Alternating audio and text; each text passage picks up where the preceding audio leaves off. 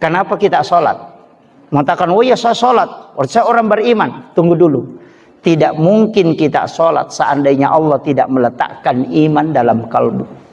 Siapa yang meletakkan iman? Iman, itu Allah.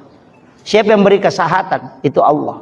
Berarti kita sholat tidak boleh berbangga. Karena hanya Dia sehingga kita bisa sholat.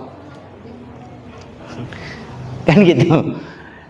Makanya tidak ada orang sombong. Sama aja kalau orang bersedekah. Jangan bangga kalau kita sedekah. Wah, saya memang kaya. Jangan. Dari mana hartamu kau dapat? Dari menjual.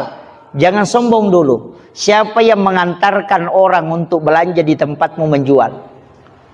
Nah, banyaknya penjual bahan bangunan. Banyaknya penjual makanan. Kenapa orang pergi belanja di tempatmu? Itu karena Allah mengarahkan itu.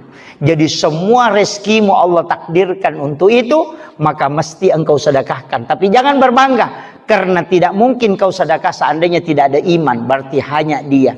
Itulah ketika Nabi Ibrahim disuruh menyembelih anaknya Ismail. Ketika selesai apa kata Ibrahim? Alhamdulillah.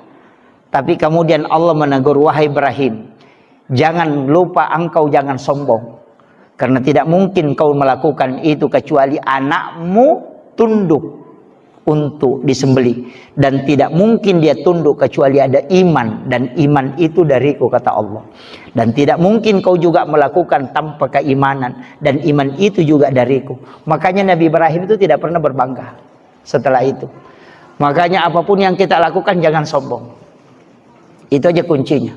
Jangan bilang, oh memang kak saya, jangan. Kalau bersyukur atas nikmat tidak masalah. Tapi kalau sombong terhadap nikmat itu fatal. Itu aja. Makanya diperintahkan itu adalah la in syakartum la azidannakum wa la in kafartum inna azabi lasadid. Nah, itu kuncinya.